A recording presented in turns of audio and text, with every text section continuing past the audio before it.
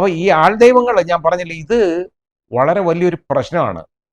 പണ്ട് ഇതിനെ ഓർത്തപ്പോൾ എനിക്ക് രസകരമായ ഒരു സംഭവം ഓർമ്മയുണ്ട്. എനിക്കറിയാവുന്ന ഒരു ഇതുപോലെ ഒരുപാട് പേര് പോകുന്ന ഒരാൾദൈവം ഉണ്ടായിരുന്നു. ആ ആൾദൈവം ഇപ്പോൾ ഇല്ല കേട്ടോ, മരിച്ചുപോയി. അപ്പോൾ മരിച്ചു പോകുന്നതിന് മുമ്പ് ഒരാൾ അടുത്ത് പറഞ്ഞു, അതായത് നീ രക്ഷപ്പെടണമെങ്കിൽ ഇയാൾ മരിക്കണം. കാരണം അയാളെ ഉള്ള സമ്പത്തെല്ലാം വിറ്റ് അവിടെ കൊണ്ട് കൊടുത്ത് സ്ഥലവും വസ്തുവും ഒക്കെ വാങ്ങിച്ചു കൊടുത്ത് അവിടെ ഒരു വീട് കൊടുത്ത് അതിൽ താമസിച്ചുകൊണ്ടിരിക്കുക. അപ്പോൾ അയാൾ രക്ഷപ്പെടണം എന്ന് പറഞ്ഞപ്പോൾ അത് തമാശയായിട്ട് എടുത്തു. അയാൾ വലിയ കാര്യമായിട്ടൊക്കെ പറഞ്ഞു. അപ്പോൾ വിചാരിച്ച് ഇയാൾ മരിച്ചു പോകുമ്പോഴെങ്കിലും ഇയാൾ രക്ഷപ്പെടുമെന്ന്. ദൈവം മരിച്ചാലെങ്കിലും വിശ്വസിക്കുമല്ലോ ഇനി മരിച്ചോ എന്ന്, മനുഷ്യനാണെന്ന്. അപ്പോൾ ഇയാൾ മരിച്ചുപോയി ഭാഗ്യത്തിന് കേട്ടോ. മരിച്ചു കഴിഞ്ഞപ്പോൾ വിചാരിച്ചു ഇവരൊക്കെ രക്ഷപ്പെട്ടെന്ന്. അപ്പോൾ അവരടുത്ത് പതുക്കെ പറഞ്ഞ്, അയാൾ മരിച്ചുപോയല്ലോ ഇനി അതുകൊണ്ട് പ്രശ്നം.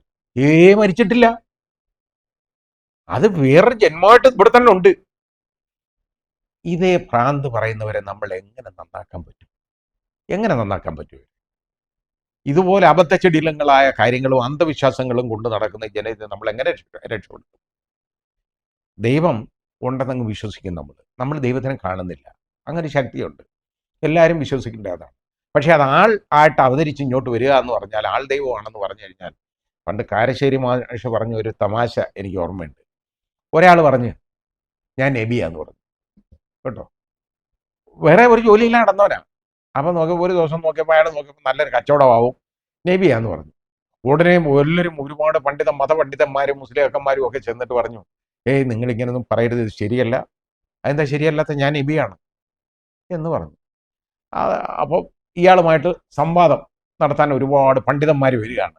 സംവാദം നടത്തിക്കൊണ്ടിരുന്നത്. എത്ര സംവാദം നടത്തിയാലും ഇയാളുടെ ആ പിടിവാശിയിൽ നിന്ന് മാറത്തില്ല. അയാൾ നബിയാണ്. അവസാനം അവിടെ കാളവണ്ടി അടിച്ചുകൊണ്ട് നടന്ന ഒരു അന്തർവാൻ കാക്ക എന്ന് പറയുന്ന ഒരാളുണ്ട്. അയാൾ പറഞ്ഞു, ഇനി ഞാനൊന്ന് പോയി സംവാദം നടത്താം എന്ന് പറഞ്ഞു. ഞങ്ങളൊക്കെ വിചാരിച്ചിട്ട് നടക്കാത്ത കാര്യമാണെന്ന് ഇനി ഇയാൾ വിചാരിച്ചിട്ട് ചെയ്യാൻ പറ്റും, അത് നിങ്ങൾ കണ്ടോളാൻ പറഞ്ഞു. അയാൾ പോയി. അയാൾ എന്ന് പറഞ്ഞു സംവാദം നടത്താൻ. അതുകൊണ്ട് ഈ നബി തയ്യാറായി ഇരുന്നു സംവാദം നടത്താൻ. പറഞ്ഞു, അതായത് ഞാൻ അള്ളാഹുവാണ്, ഞാൻ ഇങ്ങനൊരു നബിയെ ഇതുപോലെ ഒരുത്തനെ അയച്ചിട്ടില്ല. അതോടുകൂടി തീർന്നു ഇടപാട്. അള്ളാഹുവാണ് നബിമാരെ അയക്കുന്നത്. അപ്പോൾ ഞാൻ അള്ളാഹുവാണ്, ഞാൻ ഇതുപോലൊരു നബി അയച്ചിട്ടില്ല എന്ന് അന്തർവാൻ കാക്ക പറഞ്ഞു എന്നൊരു സംഭവമുണ്ട്. എന്ന് പറഞ്ഞതുപോലെ ഇങ്ങനെ ആരെയും ദൈവം അയക്കാറില്ല. ഇവിടെ നമ്മൾ ഓരോ മനുഷ്യൻ്റെയും ഉള്ളിൽ ദൈവമുണ്ട്. ഓരോരുത്തരെയും പ്രവൃത്തികളിൽ ദൈവമുണ്ട്. അത് നന്മയാണെങ്കിൽ. ഇവനൊക്കെ ഇതൊക്കെ മാജിക്കും മെസ്മറിസവും ഒക്കെ പഠിച്ചിട്ട് വരുന്നവനാണ്. ഇതെല്ലാം ഓരോന്ന് കാണിക്കും കേട്ടോ. അവിടുന്ന് അന്തരീക്ഷത്തിൽ നിന്ന് ഇങ്ങോട്ട് പിടിച്ച് ഇതിനെ എടുത്ത് കാണിക്കും കേട്ടോ. അപ്പം ജുബ്ബയ്ക്ക് കൈ കാണാം, എന്നാലേ പറ്റുള്ളൂ. കൈയില്ലാത്ത ജുബ്ബ ആണെങ്കിൽ അവനൊന്നും ചെയ്യാൻ ഒക്കത്തില്ല. ഇത് ഇടമറക് ഇതിനെക്കുറിച്ച് ശരിക്കും പണ്ട് പറഞ്ഞിട്ടുള്ളതാണ് കേട്ടോ. അത് ഞാൻ ആരെക്കുറിച്ച് അന്ന് ഞാൻ പറയുന്നില്ല. ഏതായാലും ഇതേപോലുള്ള കാര്യങ്ങളാണ് കാണിക്കുന്നതും. അതൊക്കെ എന്തെങ്കിലും ഇതൊന്നും കാണിക്കും. അങ്ങനെയാണെങ്കിൽ ഇവിടുത്തെ മജീഷ്യന്മാരെന്നൊക്കെ പറയുന്ന ഒരു സാമ്രാട്ടും ഇവരും ഒക്കെ ദൈവങ്ങളാവണ്ടേ, ആൾ ദൈവങ്ങളാവണ്ടേ? അവർ പറഞ്ഞാൽ അവരൊന്നും ദൈവമല്ല, അവരിത് ആളുകളെ കളിപ്പിക്കുന്നതാണ് ഞങ്ങൾ ഇങ്ങനെ കാണിക്കുന്നേ എന്ന് പറഞ്ഞവർ കാണിക്കും. ഇത് മുഴുവൻ കള്ളത്തരാണ്, നമുക്കതറിയാം. അപ്പൊ ഇത് എന്തെങ്കിലും ഒന്ന് കാണിക്കും, അത് മതി. കാണിച്ചു കഴിഞ്ഞാൽ കാര്യം തീർന്നു. എവിടെ ഇത് വേറെ ഒരു ദൈവത്തിനെ കുറിച്ച് ഞാൻ പറഞ്ഞു കേട്ടത്, ഈ കൈയുടെ വെള്ളയിലുണ്ടല്ലോ, യഥാർത്ഥത്തിൽ ഏറ്റവും കൂടിയ മയക്കുമരുന്ന് എന്തോ ആണ്. അത് വെച്ചിട്ട് ഇങ്ങനെ അനുഗ്രഹിക്കുന്ന പറഞ്ഞാൽ ഇത് അടിച്ചിട്ടൊരു എക്സ്റ്റസിയാണ്. അപ്പോൾ അനുഗ്രഹത്തിൽ നിന്ന് കിട്ടുന്നതെന്ന് പറയുന്നത് വളരെ ഇത് ശ്വസിക്കുന്നതാണ്. വളരെ വലിയൊരു എക്സ്റ്റസിയിലേക്ക് അവർ പോവാണ്.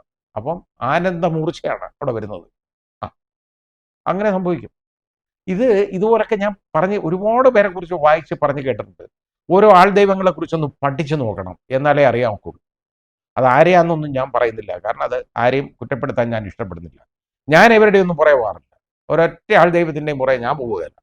ഒരുപാട് പേരെന്നെ വിളിച്ചു അവിടെ കൂട്ടാൻ ശ്രമിച്ചിട്ടുണ്ട്, കൊണ്ടുപോകാൻ ശ്രമിച്ചിട്ടുണ്ട്. ഒരുപാട് പ്രാവശ്യം ഞാൻ പോയിട്ടില്ല. ഇത് ഞാൻ പറഞ്ഞെന്താണെന്നറിയാം. ഇത് പറയാൻ കാരണം ഈ പാവപ്പെട്ട മനുഷ്യരുണ്ടല്ലോ, ഏതാണ്ട് അവർ ദൈവത്തിനെ കാണാനായിട്ട് അവർ നടക്കുകയാണ്. അവർ ദൈവത്തിനെ കണ്ടു. ഏതെന്നറിയോ? അവരെ ചവിട്ടി കൊല്ലപ്പെട്ടപ്പോൾ അവർ യഥാർത്ഥ ദൈവത്തിനെ അവർ കാണും. അതാ കാര്യം. ഈ ആൾ ദൈവങ്ങളെന്ന് പറയുന്ന ആളുകൾ യഥാർത്ഥത്തിൽ ഓടി ഒളിച്ച ഒരു സന്ദർഭം ഉണ്ടായിരുന്നു. അതായത് ആൾ ദൈവം എന്ന് പറയുന്നത് ഞങ്ങൾ ഇതുപോലാണ്. ആൾ ദൈവങ്ങൾ എന്ന് പറഞ്ഞാൽ അവരങ്ങനാണ് ഇങ്ങനാണ് എന്ന് പറയും. വല്ലവരുടെയൊക്കെ വസ്തുവൊക്കെ വിപ്പിച്ച് അവിടെ കൊണ്ടുവന്ന് താമസിപ്പിക്കും. ഒരുപാട് ആത്മഹത്യകൾ നടക്കും. അത് കൊലപാതകങ്ങളായിരിക്കും പലപ്പോഴും, പക്ഷെ അത് ആത്മഹത്യകളായിട്ട് മാറിപ്പോവും. ഈ ആൾ ദൈവങ്ങളെ യഥാർത്ഥത്തിൽ അവരുടെയൊക്കെ പേരിൽ അന്വേഷണം നടക്കേണ്ടതാണ് നമ്മുടെ രാജ്യത്ത്. പക്ഷേ നടക്കത്തില്ല. കാരണം എന്താണെന്നറിയോ? ഈ ആൾ ദൈവങ്ങളെ സപ്പോർട്ട് ചെയ്യാൻ ചില പ്രത്യേക രാഷ്ട്രീയ പാർട്ടികളുണ്ട്. അവർ കൊണ്ടു നടക്കും. കാരണം അവർക്ക് ഇവരെ കൊണ്ട് ആവശ്യമുണ്ട്. അതാണ് പ്രശ്നം. ഇപ്പോൾ നമ്മൾ ഈ ഞാൻ പറഞ്ഞില്ലേ ആൾ ദൈവങ്ങൾ ഒളിച്ചെന്ന്, ഞങ്ങൾ ദൈവങ്ങളാണെന്ന് പറഞ്ഞുകൊണ്ടിരിക്കുമ്പോൾ യഥാർത്ഥ ദൈവത്തിന് മനസ്സിലായി ഇവരെ കൊണ്ടുള്ള ഉപദ്രവം ജനങ്ങൾക്ക്. അന്നാണ് നമ്മുടെ ഈ നാട്ടിലോട്ട് കോവിഡ് അടിച്ച് കയറിയത്. നമ്മുടെ ഈ ലോകത്ത് തന്നെ വന്നു കയറിയപ്പോൾ അന്ന് ഈ ആൾ ദൈവങ്ങളെ ഒരൊറ്റ എണ്ണത്തിനെ വെളിയിൽ കാണാനുണ്ടായിരുന്നോ? ഒരൊറ്റ എണ്ണം വന്നില്ല. അന്ന് പ്രാർത്ഥനയില്ല, സമൂഹമായിട്ടുള്ള ഇത് ആഘോഷങ്ങളില്ല, മറ്റൊന്നില്ല, ഒന്നുമില്ല. ഇത് ആൾ ദൈവങ്ങളൊക്കെ എവിടെ പോയി എന്ന്? ഈ ആൾ ദൈവങ്ങളെല്ലാം വാക്സിൻ എടുത്തല്ലോ, ഒരു കുഴപ്പമില്ലാതെ. കാരണം ജീവിച്ചിരിക്കണം. അത് ആൾ ദൈവങ്ങൾ അവർ ദൈവങ്ങളാണെങ്കിൽ പിന്നെ അവർക്ക് ഇതിൻ്റെ ഒന്നും ആവശ്യമില്ലല്ലോ. എന്നിട്ട് കുറേ നാൾ കഴിഞ്ഞ് ഒരു 1-2 വർഷം കഴിഞ്ഞ് കഴിഞ്ഞപ്പോൾ അതൊക്കെ പറഞ്ഞു തുടങ്ങി. പണ്ടേ എനിക്കറിയാമായിരുന്നു ഇങ്ങനെ വരുമെന്ന്. എന്നിട്ട് ഞങ്ങളാരും ഒന്നും കേട്ടില്ലല്ലോ പറയുന്നത്. ഇങ്ങനെ ഒരു ആപത്ത് ഞങ്ങൾക്ക് വരാൻ പോകുന്നു എന്നുണ്ടെങ്കിൽ ഇവർക്കൊക്കെ ഇത് അറിയാമായിരുന്നെങ്കിൽ ഒന്ന് വിളിച്ചു പറയണ്ടേ? ഇത് എന്നിട്ടും ജനങ്ങൾ പഠിക്കത്തില്ല, ആളുകൾ പഠിക്കത്തില്ല. ഇവരുടെ പുറകെ നടക്കും. ഒരുപാട് പേര് ഇതിന് നടക്കും. എത്ര പേരാണ് പേപ്പർ കത്തിച്ച് കുടിച്ച് ആശുപത്രി മരണക്കിടക്കലായ ആളുകളുണ്ട് ഓരോന്ന്. അതൊക്കെ ഒരു വർഷങ്ങൾ, അതായത് ഒരു കഴിഞ്ഞ ഒരു 4-5 വർഷം കൊണ്ട് പൊങ്ങി വന്ന ഒരു സ്ഥാപനം എന്ന് പറയുന്നത് ഇപ്പോൾ റോഡേ നമുക്ക് സഞ്ചരിക്കാൻ വയ്യാത്ത വിധത്തിൽ വാഹനപ്പെരുപ്പമായി. കാരണം അങ്ങ് കയറുകയാണ്. എന്തിനാ കയറുന്നത് ചോദിച്ചു കഴിഞ്ഞാൽ അങ്ങനെ അതാണ് കാര്യം. നീ വല്ലതും കണ്ടോ? ഒന്നും കണ്ടിട്ടില്ല ഇവര്. എന്നിട്ടങ്ങ് വിളിച്ചു പറയുകയാണ് ഇവരുടെ ഓരോരുത്തരുടെ പേരിൽ. ചിലര് വിമാനം തടഞ്ഞു നിർത്തിയത് വരെ പറയുന്നുണ്ട്. വിമാനം ഉണ്ടല്ലോ, വിമാനം തടഞ്ഞു നിർത്തി, വിമാനത്തിൽ അപകടം ഉണ്ടാവാൻ പോയി, വിമാനം കൺട്രോൾ ഇല്ലാതെ പോയി, ഇപ്പം വിമാനം അപകടം ഉണ്ടാവും. പക്ഷേ വിമാനം അവിടെ നിർത്തി സുരക്ഷിതമായിട്ട് ഒരു ദിവ്യൻ താഴെ ഇറക്കിയത് വരെ ഞാൻ ഇങ്ങനെ പറയുന്നതായിട്ട് കേട്ടിട്ടുണ്ട് കേട്ടോ. വളരെ രസകരമായ സംഭവമാണ്. ഇതേ അന്ധവിശ്വാസങ്ങൾ കൊണ്ട് നടക്കുന്നിടത്തോളം കാലം ഈ ജനങ്ങൾ രക്ഷപ്പെടത്തില്ല. വളരെ വലിയ മന്ത്രിച്ചോരൊന്ന് കൈ കെട്ടുക കേട്ടോ, വെള്ളത്തിൽ തുപ്പി കൊടുക്കുക, അത് വാങ്ങിച്ചു കുടിക്കുക. ഇതൊക്കെ ഇത് ഒരുത്തൻ്റെ കാലിൻ്റെ അടിയിൽ നിന്ന് മണ്ണ് വരാൻ പോയിരുന്നു കേട്ടോ. കാലിൻ്റെ അല്ല, അവൻ പോയ വാഹനം ഉണ്ടല്ലോ, അതിൻ്റെ ടയറിൻ്റെ അവിടുന്ന് പൊടിയും മണ്ണും പറന്ന് അത് പോയി വാരാൻ പോയി 116 എണ്ണമാണ് ജീവനാണ് പൊലിയുന്നത് കേട്ടോ.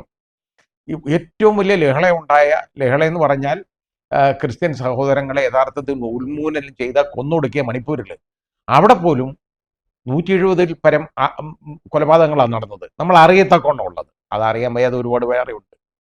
ഇവിടെ ഒരൊറ്റ ദിവ്യൻ കാരണം, ഒരാൾ ദൈവം കാരണം കൊല്ലപ്പെട്ടത് 116 പേരാണ്. കുറേ എണ്ണം ഇപ്പൊ കിടപ്പുണ്ട് വെന്റിലേറ്ററിലൊക്കെ മരിക്കാൻ. ഈ 116 എന്ന് പറയുന്ന 200 ഒന്നും അല്ല, അതിന്റെ മേളിലൊക്കെ സംഖ്യ പോവും. ആ രീതിയിൽ കിടക്കുകയാണ്.